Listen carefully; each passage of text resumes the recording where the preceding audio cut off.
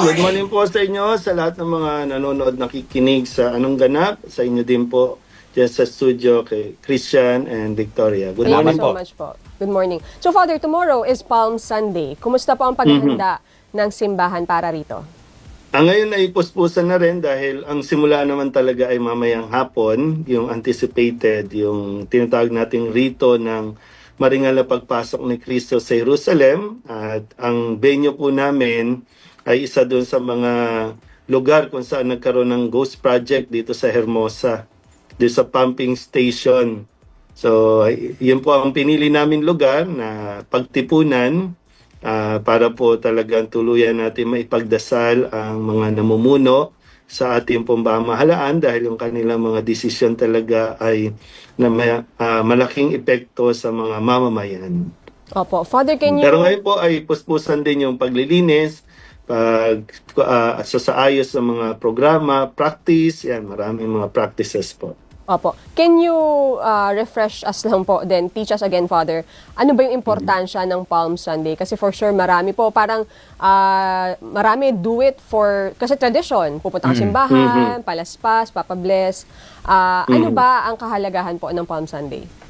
Ito po ay paggunita natin sa pagpasok ni Kristo sa Jerusalem at kung paano nga siya winelcome. No? Yun nga lang, siyempre, medyo hindi lahat ng tao ay nakakaunawa kung bakit siya pupunta ng Jerusalem kasi yun yung pinakasentro noon ng kumbaga kaharian. So inaakala nila noon na si Kristo ay magiging hari yung sa pananaw ng mundo, pero papasok si Kristo para doon tapusin o yung kaganapan ng kanyang misyon, yung pag-aalay ng kanyang sarili para sa kaligtasan ng tao. At wini-welcome siya ng tao dahil yun nga, no, malaking pasasalamat na sila po ay nadalaw. Pero sa atin, sa kasalukuyan, magandang mapaalalahanan tayo na ang mga palaspas ay naiwinawagayway natin, nababasbasan. Yan ay sumisimbolo ng ating pagkilala sa ating Panginoong Hesukristo na siya ang hari ng ating buhay. Ang pagwawagayway po, yung pagdadala ng ating mga palaspas ay pag-welcome natin sa Kanya. At yung paanyaya nga na siya po ay papasukin din natin sa ating mga buhay. Lalo tigit, no, sa panahong ito ng krisis, talagang si Kristo lang ang makakapagligtas sa atin. Si Kristo ang makakatulong sa atin. Kaya sa mga Katolika po, no, hindi lang po ito pupunta para magpabasbas ng palaspas at isipin natin na ito ay magkakaroon ng kapangyarihan o anting-anting. Mahalaga po na pagdala natin ng palaspas, sasamahan natin si Kristo, makarating sa simbahan, at lalo tigit, makapagsimba naman tayo. Hindi yung magpapabasbas lang tayo tapos uuwi na. So, hindi na natin pinakinggan kung ano yung kwento. Kasi nga, ito rin ang pagsisimula ng tinatawag natin mga Semana Santa o mga mahal na araw. Ang mahalaga dito, mapakinggan natin, at least masaksihan natin sa pamagitan ng mga passion narratibo, yung kwento sa mga readings natin kung ano ang ginawa ni Kristo para mailigtas tayo. Opo, hindi yung pipicturean mo lang po yung palaspas mo at na nasa simbahan ka, tapos ipopost mo na sa social media. At hashtag Palm Sunday. Kanya-kanyang posting, kanya-kanyang selfie. Opo, Kaya nga po, meron tayong 5 weeks, no, na paghahanda na tinatawag itong Kwaresma. Yes. No, 5 weeks yan para ihanda ang ating sarili para sa itong napakahalagang mga araw na ito. Opo, nabanggit ninyo, Father, yung crisis, 'di ba? May nangyayari pong crisis sa ibang bansa dahil sa giyera. Tayo po sa Pilipinas, nararamdaman natin yung epekto nito. Siguro gaano po ka-significant yung pagurita po natin sa Semana Santa ngayong taon sa harap po ng mga nangyayaring kaguluhan, giyera, krisis po, at lalong-lalo po yung kalbaryo sa ating mga Pilipino. Siguro na talagang magandang mapagnilayan natin kasi ang mga desisyon ng ating mga leader medyo malayo, no, nalalayo sa aral ng ating Panginoon. Ano man po yung relihiyon, no, ng bawat leader. I'm sure lahat naman yan ay may maganda at yung moral values na dapat isinasaalang-alang nila. Kasi halimbawa po, no, si Kristo, nagdesisyon siya sundin ang kalooban ng Diyos para sa kaligtasan natin. So, sa mga leader at mga nanunungkulan sa ating pamahalaan, sino ba ang sinusunod natin? Ang kalooban ba ng Diyos?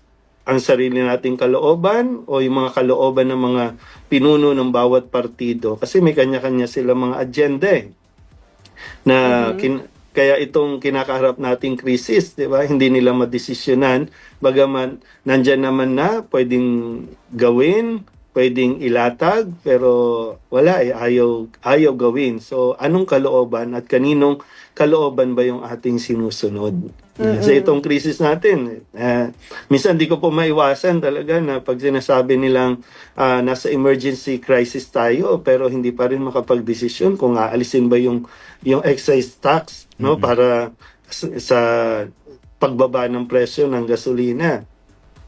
Wala talaga, kailangan talaga mawala yung pagiging makasarili. Kailangan maalis natin sa ating mga puso yung inuuna lagi ang sarili. Ito si Kristo, talagang pinapakita niya sa atin, tinuturo sa atin, unahin natin ang pagsunod sa Diyos, unahin natin ang kapakanan at kaligtasan ng ating kapwa. At hindi lang yung sarili lang, hindi pagiging makasarili po. Opo. Father, nabanggit niyo po ngayong Palm Sunday, ngayong Holy Week, pagdadasal ang ating mga leader at nasabi niyo rin po na nalalayo yung desisyon nila. So aside po doon sa siguro late na pagde-decide on the excise tax, ano yung mga nakikita niyo dapat sana inaksyonan agad na hindi po natin makuha pa mula sa pamahalaan? Yun nga po, no? yung mahirap kasi po yung ayuda lang ng ayuda Opo. Diba? Sana inaksyonan na nila, kinausap na nila itong mga oil companies, no, na nag-usap agad kung anong magiging posibilidad, no? Kasi talagang kailangan may ano din talaga, may sorry sa word, no, pero kailangan may Opo. utak din talaga na gamitin Kasi ilang linggo na rin naman ito, tapos bigla silang nagtaas ng gano'n, na parang hindi patas na pagpanig, no? Para bang ang gobyerno natin laging nasa panig ng ito mga private companies na ito. Kasi sa akin po, no, para bang ang hirap intindihin na yung mga stock ay tataasan mo na ng presyo dahil bibili ka para makakuha ka ng pambili ng mataas sa presyo na ipapasa mo sa consumer, ipapasa mo sa mamamayan yung bigat. Parang sabi ko, wala ba silang kinita ng mga previous para kunin yung pambili nila ng oil sa mga mamamayan? Parang ganun, di ba? Parang ang hirap intindihin din na wala pa yung langis pero siningil mo na yung bibili sa iyo parang in advance na ano ba, hindi ba ito nakikita ng Department of Energy o ng mga nanunungkulan sa atin na in charge sa ganyang bagay? Yung ganun And po. we appreciate, Father, na informed po tayo, di ba? Dapat na lagi naman natin sinasabi, informed tayo sa mga nangyayari sa ating bansa para we also make good Informed decisions. decisions, yes. Oo. Opo. Kaya lang yun nga wala tayong ibang marinig kundi yung mga bangayan ng mga politiko natin na puro sarili lang iniisip, puro partido lang yung inaatupag Although talaga namang namumuliti ka dahil nasa politika sila, pero yun nga, yung sinasabing nasaan sa mga panahong ito, nasaan yung inyong pagtupad sa mga sinasabi nyong maglilingkod kayo sa bayan. At nawa po no sa pamamagitan ng pagdarasal at pagre-reflect natin sa Holy Week, mapukad din yung atensyon ng publiko na siguro pag-isipan, ikonsidera din kung ano nga ba ang ginagawa ng mga leader natin dahil at the end of the day sa kanila naman nakasalali kung ano ang magiging direksyon ng bansa natin sa krisis na ito, ano po. Siguro Ano nga po, no, ang isa sa mga naibabahagi ko sa misa, tingnan natin yung isang magandang, kumbaga, may magandang nangyayari din naman, no? Sa pagtaas ng presyo ng gasolina, sabi ko, naibahagi ko na may blessing din naman dahil para hindi kayo makagala, hindi kayo makalayo, at lahat kayo makapunta ng simbahan kasi di ba, mahal ang gasolina. Opo. Kadalasan, lalo na para sa mga Katoliko, di ba, na pag mahal na araw, sinasamantala kasi bakasyon daw. Yes. So, nag-outing, imbis na ilaan ang mga araw na ito para at least sa buong taon na malayo ka sa simbahan, di ka nakakapagsimba. Ito mga panahong ito ay dapat nasa simbahan ka. Yung parang ganun ba na may blessing na rin na hindi kayo lumayo, pumunta kayo sa simbahan, sama-sama tayong magdasal para nang sa ganun sa Pasko ng Pagkabuhay talagang may magandang balita tayo na marinig mula sa ating gobyerno. Opo. At finally, Father, your message na lang po sa ating mga kapatid, sa mga Katoliko, at even sa mga siguro hindi part or hindi Katoliko. Ano ang dapat nating mindset? What should we embrace as we go into Holy Week? Yan po, na isentro natin ang ating pong mga isipan, puso't isipan natin sa mga susunod na araw. Napakahalaga po na tayo ay kumapit sa Diyos.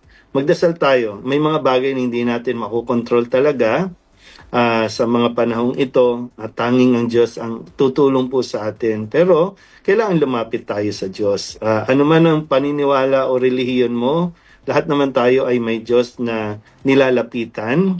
Kaya magsama-sama tayo sa isang dasal. Pagdasal natin ang kaliwanagan ng isip ng mga leader dahil sa kanilang mga desisyon ay marami ang nahihirapan at napapahamak. Kaya samantalahin po natin ang mga araw na walang pasok, ang mga araw na hindi tayo makalabas, kagaya ng mga nangyari nung panahon ng pandemya, ng COVID, talagang nakita natin na wala tayong ibang pwedeng kapitan kundi ang Panginoon. And with that, Father, we thank you so much po for your enlightened views at sa pagbabahagi po sa amin ng words of the Lord. Thank you po, Father. Salamat, Thank you po. Father. God bless you. God bless po. Thank God you. bless po.